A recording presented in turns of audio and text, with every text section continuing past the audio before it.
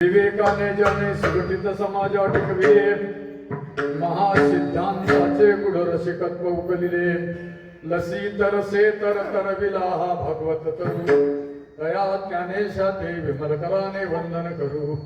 M Brahma वरुणेंद्र Rudra मरुता स्तन्वन्ति दिव्ये स्तवै, वेदै सांग पद क्रमोपनिषदै गार्यन्ति M सामगा, ध्यानावस्थि तद्गतेन मनसा पश्यन्ति यम योगिनो, यशांतं न विदुसुरासुरगणां, देवाय तस्मै नमः. ब्रह्मानन्दं परमसुखदं केवलं ज्ञानमूर्ति, द्वन्द्वातीतं गगनसदृशं तत्त्वलक्षादिमस्यम्, एकं नित्यं विमलमचलं सर्वदी साक्षिभूतं, भावातीतं त्रिगुणरहितं सद्गुरुं तं नमामि. कैलासराना शिवचंद्र मौळी, सकळ विद्येचे अधिकरण केची बंधू श्री चरण श्री गुरुचे. पांडुरंगाकार प्रताप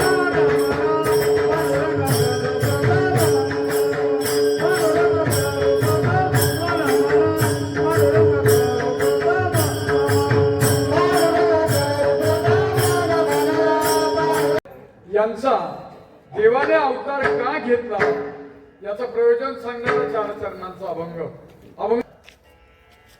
तुकोबाराय पहिल्या चरणामध्ये असं म्हणतात, जेव्हा कुठेतरी सृष्टीवर पाप तयार होतं, वेगवेगळ्या प्रकारच्या दुष्ट पुरुषांचा संचार सुरू होतो, वेड्या वाकड्या शक्ती या जगाला त्रास देऊ लागतात, त्यावेळेला या सगळ्यांचा बिमोड करण्यासाठी देव अवताराला येतो.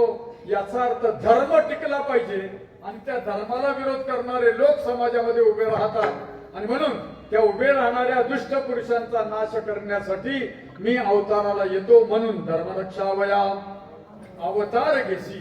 कशा करता? आपुल्या पाळीसी भक्त जन, म्हणजे धर्माचं रक्षण जे करतात ना त्यांना भक्त म्हणतात.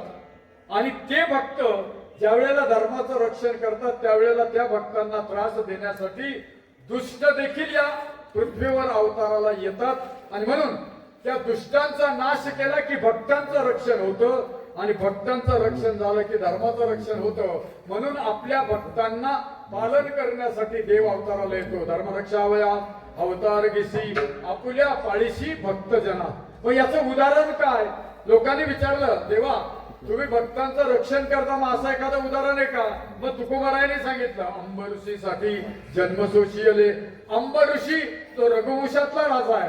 त्या अंब ऋषीसाठी देवाने 10 अवतार घेतले, आणि म्हणून इथे तुकोबाराय म्हणतात, अंब ऋषीसाठी जन्मसोशी आले, दुष्ट निर्दाळिले किती एक. सांगितलं, विठ्ठल जळी स्थळी भरला, रीता ठाव नाही उरला, आजम्या दृष्टीने पाहिला. अरे तो जगातल्या कणाकणामध्ये, दगडामध्ये, सजीवामध्ये, निर्जीवामध्ये भरून उरला आहे. आणि मग हिरण्यकश्यपूने लात मारली, आणि लात मारल्या बरोबर तुकोबाराय म्हटले, आपुला तू बोल साच करी. त्या खांबातून काय प्रकट झाला? नृसिंह प्रकट झाला. आणि म्हणून अशा प्रकारची शक्ती जेव्हा पृथ्वीवर येते त्यावेळेला शेवटच्या चरणामध्ये तुकोबाराय म्हणतात, तुका म्हणे तुझं वर्णिती पुराणे, होय नारायणे दया सिंधू विठ्ठला. गजानन आणि त्याच्या मित्र परिवाराने ठेवलेला हा कार्यक्रम, जयंती सगर राजाची. आम्ही सगरांचे वंशज आहोत, पण वंशज आहोत हे दिसून गेलं आपल्याला. मी ज्या समाजामध्ये जन्माला आलो त्या समाजाच्या दैवताचा कार्यक्रम आहे, तिथे जाणं माझं काम आहे, हेच आम्ही विसरलो आहोत. आणि म्हणून कुठेतरी मनामध्ये एक शल्य तयार होतं की आपण इथपर्यंत आहोत का? सुधारलो, शिकलो, लहानाचे मोठे झालो, वाढलो, पण सामाजिक अस्मिता हा जो भाग आहे ना, हा भाग प्रत्येकाने जपला पाहिजे. असो जेवढी मंडळी आहेत तेवढं आपलं काम आहे. बाया जेवढ्या कमी तेवढ्या साड्या प्रत्येक. याचा अर्थ जन्मदिवस थोर पुरुषांचा, ऋषीमुनी संत आणि देवादिकांचा जन्म ज्या दिवशी होतो ना त्या दिवसाची स्मृती समाजाला असावी म्हणून जयंती साजरी केली जाते. उद्या सगर नावाच्या राजाची जयंती आहे, आणि त्या जयंतीच्या निमित्ताने समाजाला तो सगर कळावा. ज्या रघुवंशामध्ये सगर राजाने जन्म घेतला, तो वंश, तो सगर समाजाला कळणं गरजेचं आहे. मी ज्या सगरांच्या वंशात जन्माला आलो ना, तो सगर राजा मला माहिती असावा. अर्थात काय झाली गंमत, देवांनी संतांनी तात्या वेगवेगळ्या जातीमध्ये जन्म घेतला. कुठे जन्म घ्यावा हे त्यांच्याही हातात नाही, पण वेगवेगळ्या जातीमध्ये जन्म घेतला. जरी एका विशिष्ट जातीमध्ये ऋषीमुनी संत किंवा थोर पुरुषांनी जन्म घेतला असेल तरी त्यांचं कार्य मात्र सगळ्या जगासाठी होतं. चंद्र आणि सूर्य उगवतात, पण उगवल्यानंतर असं काही म्हणत नाही फक्त तारा भादलेच देण्याचे प्रकाश पिंपळकोट सोड देण्याचे असा त्यांचा विषय नाही. आजचा पाऊस मात्र बेमोसमी कसा झाला, इथे झाला पण आमचा पुरला नाही, पुरलेला नाही, पिंपळकोट आणखी नाही तेव्हा घेऊन ते तुम्ही आणि आमना आता इशारा जी टाका द्या तुम्ही वना नाहीत ना म्हणून वरला झाला. युगामध्ये कुठेतरी चेतना आणि प्रेरणा देणारा जन्म असतो आणि म्हणून जयंती का साजरी करायची तर त्या थोर पुरुषांचं चरित्र समाजापुढे आलं पाहिजे. माणसावर 4 प्रकारचे ऋण असतात. एक देवाचं ऋण आहे, 4 प्रकारचे ऋण आहेत तुमच्या आमच्या प्रत्येकावर आणि या ऋणांची परतफेड करण्यासाठीच मनुष्य जन्म आहे. कारण मनुष्य जन्म फार मोलाचा आहे. तुकोबारांचं प्रमाण आहे इहलोकीचा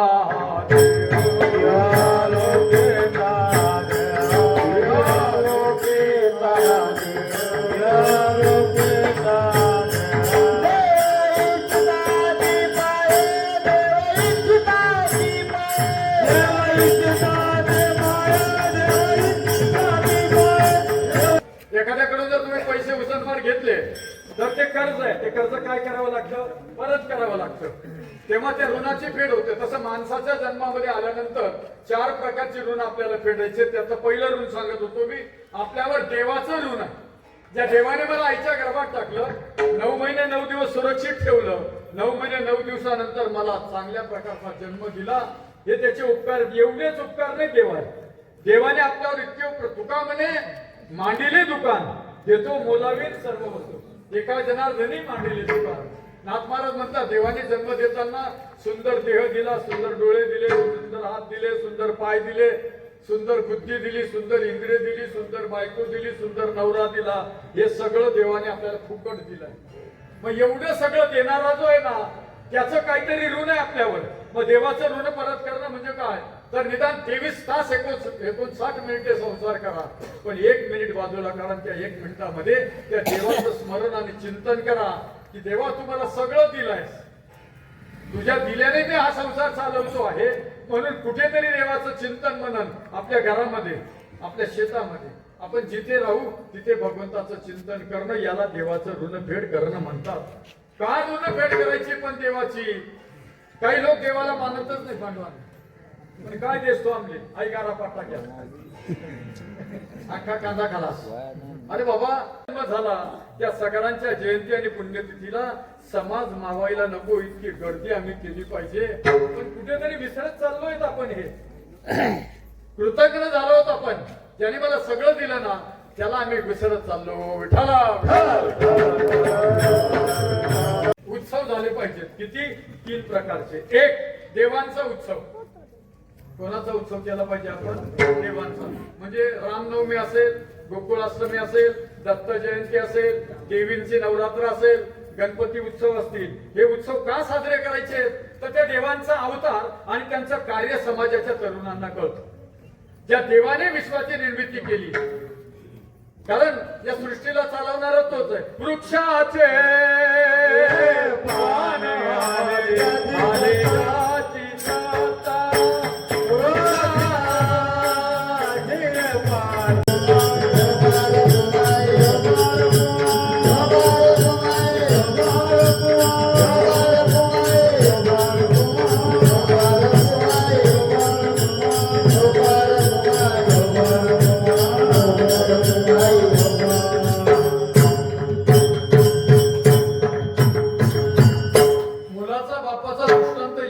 सांगितला वेळ काढा माय बाप हो, ज्याने मला 70 आणि 75 वर्षापर्यंत चांगलं ठेवलंय, ज्याने मला कुठला आजार दिला नाही, माझी दृष्टी, माझे हातपाय, माझा सगळा संसार त्याने उत्तम ठेवला.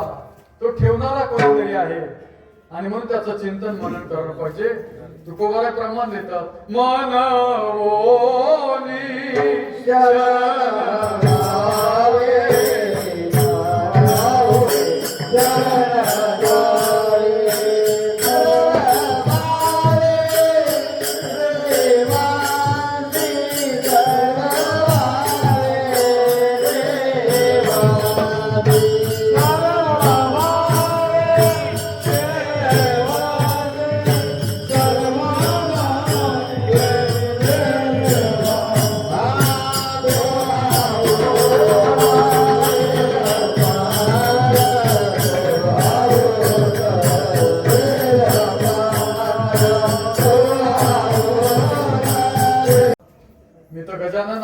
त्या मंडळाला आणि तरुणांना धन्यवाद देतो की खरोखर समाज जागृती ठेवली गजानन तुम्ही. कारण या सगळ्यांच्या वंशामध्ये आम्ही जन्माला आलोत ना, काही देणं लागतं हो आपण. ही जाणीव समाजाच्या प्रत्येक घटकाला असते. याला गट्टर अभिमान म्हणतात आणि तो अभिमान माणूस विसरला की समाज पोरका होतो. आज आपली अवस्था अशीच झाली आहे. निष्ठा असली पाहिजे. प्रभू रामचंद्राच्या वंशामध्ये सगळं म्हणजे वंश दोन प्रकारचे सांगितले. म्हणजे भगवान श्रीकृष्णाचा चंद्रवंश आहे आणि प्रभू रामचंद्राचा रघुवंश आहे. मला पूर्ण इतिहास मांडायचा नाही. या रघुवंशामध्ये जवळजवळ 56 राजांची मालिका आहे. सगळ्याच नावं घ्यायची ना आपल्याला. त्याच्यामध्ये मग बरेचसे राजे आले. त्याच्यामध्ये बाहुक नावाचा राजा होता आणि त्या बाहुक नावाच्या राजाला अनेक पत्न्या होत्या. बाहुक राजाच्या राज्यावर शत्रूने आक्रमण केलं आणि त्याचं राज्य नष्ट केलं. त्या बाहुकाचं नष्ट केल्यानंतर काही राहिलं नाही म्हणून बाहुक अरण्यामध्ये गेला. अरण्यामध्ये गेल्यानंतर त्या पोटात मात्र गर्भ होता. पूर्वी अशी प्रथा होती की नवरा मेल्यानंतर स्त्रीने सती जायचं, अशी पूर्वीची प्रथा होती की आपल्याला सती जावं लागेल आणि म्हणून ती सती जाणार होती. पण सगर राजाचे जे गुरु आहेत औरव नावाचे ऋषी, त्या ऋषींनी मनामध्ये जाणलं की हिच्या पोटामध्ये गर्भ आहे, ही जर सती गेली तर हा पवित्र गर्भ नष्ट होईल. आणि म्हणून औरव नावाच्या ऋषीने त्या स्त्रीला सांगितलं की तू सती जाऊ नकोस. पण गंमत अशी आहे मध्ये, हिच्याच पोटामध्ये गर्भ आहे, हिलाच पुत्र प्राप्ती होईल म्हणून बाकीच्या ज्या पत्न्या होत्या ना बाहुकाच्या, त्यांचा सवती मत्सर तयार झाला. द्वेष.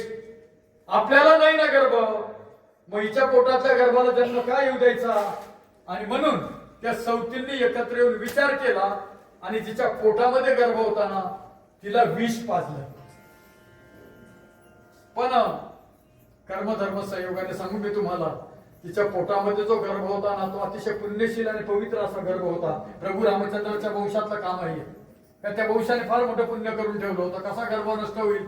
आणि म्हणून विष दिल्यानंतर सुद्धा तो गर्भ बरोबर 9 महिने 9 दिवसानंतर बाहेर येतो. म्हणजे विषाबरोबर बाहेर येतो.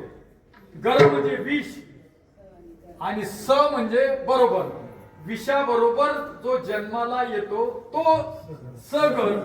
त्या पोटात जन्माला आलेल्या मुलाचं नाव काय ठेवलं? सगर. तो सगरांचा वंश आपला. आता तो सगर राजा जसजसं त्याचं साम्राज्य वाढत गेलं, तो अतिशय पुण्यशील आणि अतिशय शूर आणि अतिशय पवित्र असा राजा होता. इतकं प्रचंड साम्राज्य निर्माण केलं त्याने. मी भागवतामध्ये सगरांचा आणि या रघुवंशाचा खूप अभ्यास करून गजाननला माहिती येते. बऱ्याच ठिकाणी ते सांगावं लागतं. म्हणून जेने दिग्मंडल जिंकिले, समुद्र वलयांकित राज्य केले, नाना भोग भोगिले, जे नाही देखील सुरू. 7 समुद्राच्या पलीकडे सगरांचं साम्राज्य होतं. पण पूर्वीच्या राजांचं असं म्हणणं आहे, अशी पद्धत होती की आपल्या साम्राज्याला दाखवण्यासाठी एक यज्ञ केला जायचा. विश्वमेघ यज्ञ म्हणतात त्याला. आणि सगराने असं ठरवलं की मला आता विश्वमेघ यज्ञ करायचा आहे गुरुच्या सांगण्याने. 99 यज्ञ केले त्याने. किती यज्ञ केले? 99. असं आपलं हिंदू पुराण सांगतं की 100 यज्ञ जर पूर्ण झाले तर ती गादी, इंद्राची गादी त्याला मिळते. इंद्र जो देवांचा राजा, 100 यज्ञ जर पूर्ण झाले तर इंद्राला गादी खाली करावी लागते आणि ज्याने यज्ञ केले त्याला तिथे बसावं लागते. इंद्राने विचार केला की जर सगराचे 100 यज्ञ पूर्ण झाले तर मला खुर्ची खाली करावी लागेल. म्हणून इंद्राने डावपेच केला आणि या सगर राजाने जो घोडा सोडला होता, त्याला यज्ञ पशु म्हणतात, तो घोडा इंद्राने उचलला, चोरला आणि खूप लांब कपिल मुनींच्या आश्रमामध्ये जाऊन बांधला.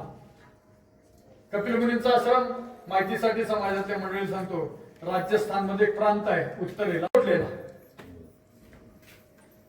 आता गंमत अशी आहे तो घोडा परत आणल्याशिवाय सगरांचा यज्ञ पूर्ण होत नव्हता. सगर राजाला 2 पत्न्या, एक सुनीती आणि एक केशिनी नावाची. सुनीती जी आहे तिला 60,000 पुत्र होते. किती? 60,000. त्या सगर राजाने त्या 60,000 पुत्रांना सांगितलं की जा, तो जो घोडा सोडलाय यज्ञ पशु त्याला शोधा. आता ते काय सगरांचेच पुत्र, प्रचंड शक्ती सामर्थ्य होतं.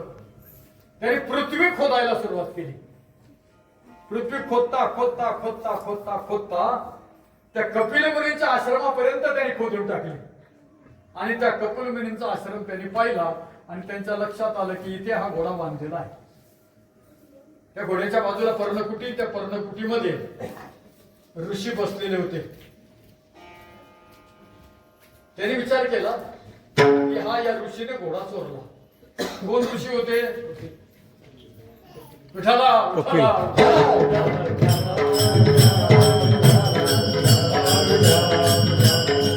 कपिल मुनी. कपिल मुनीच्या आश्रमामध्ये तो घोडा आणला. सगळ पुत्रांना असं वाटलं की कपिलाने हा घोडा चोरला. शिवशाप द्यायला लागले कपिल मुनींना. पण सांगू तुम्हाला, कपिल मुनी सांख्यशास्त्राचे निर्माते आहेत. जगामध्ये जे सांख्य गणिती शास्त्र आहे ना, तो विष्णूचा अवतार आहे कपिलांचा. ते तपाला बसले होते. यांच्या त्या सगळ्या शिवेशाप चालल्या. त्यांनी डोळे उघडले कपिल मुनी. इतकी प्रचंड ताकद होती कपिलांच्या नजरेमध्ये, सामर्थ्यामध्ये, की ती नजर उघडल्या बरोबर ती 60,000 सगर पुत्रांवर पडते आणि त्या दृष्टीने सगळे सगर पुत्र जळून काय होतात? भस्म होतात त्या आश्रमामध्ये. आता घोडा तिथेच आहे. घोडा आणल्याशिवाय यज्ञ पूर्ण होत नाही. सगळ्याला प्रश्न पडला. तिची केशिनी नावाची पत्नी होती ना, तिला असमंजस नावाचा पुत्र झाला. त्या असमंजस नावाच्या पुत्राला सांगितलं जा घोडा शोधून आण. असमंजसला जमलं नाही घोडा आणला. त्याला तेवढी ताकद नव्हती. असमंजसचा जो पुत्र आहे अंशुमन नावाचा, त्याने राज्य मुलाच्या हातात दिलं आणि तो निघाला या यज्ञ पशूचा शोध घेण्यासाठी. खूप फिरला, खूप फिरला. फिरता फिरता फिरता फिरता तो त्या कपिल मुनींच्या आश्रमात येऊन उभा राहिला आणि त्याने घोडा पाहिला. पण तो हुशार होता, जाणकार होता, पवित्र होता, पुण्यशील होता. ही सगळ्यांची मालिका सगळी पुण्यशील आहे. त्याने नमस्कार केला ऋषी मुनींना. काही चूक झाली असेल तर माफ करा. हा यज्ञ पशु आमच्या वडिलांनी विश्वमेघ यज्ञासाठी सोडला होता, तो तुमच्या आश्रमात आहे. कपिल मुनींनी सांगितलं अरे बाबा मला त्या घोड्याशी काय घेणं देणं नाही. कशा करता सोडला, काय सोडला, आमच्या ऋषी मुनींना याचं काही घेणं देणं नाही. जा घेऊन. त्या अंशुमनने तो घोडा घेतला. आपल्या राज्यात सगर राजांपर्यंत आला. सगर राजाचा तो विश्वमेघ यज्ञ पूर्ण झाला. पण ऋषी मुनींनी त्याला असं सांगितलं की तुझे जे 60,000 वंश जिथे तुझे चुलते मरून पडले, त्यांचा उद्धार जर तुला करायचा असेल तर तो उद्धार कुठल्याच शक्तीने होणार नाही. त्याच्यासाठी स्वर्गातली गंगा तुला काय करावी लागेल? पृथ्वीवर आणावी लागेल. कोण आणेल हा प्रश्न होता. असमंजसला जमलं नाही, अंशुमनला जमलं नाही. अंशुमनचा पुत्र दिलीप नावाचा राजा, त्या दिलीपाने पुष्कळ प्रयत्न केला. कशाचा? स्वर्गातली गंगा पृथ्वीवर आणण्याचा. त्याला जमलं नाही. दिलीपाचा पुत्र भगीरथ, त्या भगीरथाने अथक प्रयत्न केले, हजारो वर्षाची तपसाधना केली आणि मग स्वर्गातली गंगा प्रसन्न झाली आणि गंगेने त्याला सांगितलं मी तुझ्या पितरांचा, चुलत्यांचा उद्धार करण्यासाठी खाली यायला तयार आहे. पण काय पण? मी स्वर्गातून वर खाली येणार आहे. या गंगेचा एवढा प्रचंड ओघ आहे, इतकी धार दांडगी आहे, मोठी आहे की तिचा प्रवाह इतका वेगात पडेल की जर तो रोखला नाही तर तो पृथ्वीला फोडून पाताळात निघून जाईल. या गंगेचा ओघ आणि या गंगेचा रोख थांबवण्यासाठी तुला पुन्हा असा शक्तिमान माणसाची प्रार्थना करावी लागेल. म्हणजे तो कोण? भगवान शंकर. पुन्हा भगीरथ भगवान शंकराची आराधना तप करायला बसतो. भगवान शंकर प्रसन्न होतात. भगवान शंकर सांगतात काही हरकत नाही. गंगा माता पृथ्वीवरून खाली येते आणि भगवान शंकर आपल्या जटेमध्ये त्या वरून पडणाऱ्या गंगेला धार. माझे पितर कपिल मुनीच्या आश्रमामध्ये मरून पडले आहेत, तिथपर्यंत तुला यावं लागेल. आणि मग भगीरथाचा रथ वेगाने पुढे चालतो आणि ती गंगा निघते आणि त्या रथाच्या पाठीमागे जाता जाता जाता त्या आश्रमापर्यंत जाते. त्यांच्या अंगावर त्या गंगेचं पाणी जातं आणि यांचा काय होतो? उद्धार होतो. इतका कर्मप्रधान असणाऱ्या सगळ्यांच्या वंशामध्ये आम्ही जन्माला आलो म्हणून आपलं काम आहे. म्हणून तुकोबाने म्हटले तुका म्हणे तुझ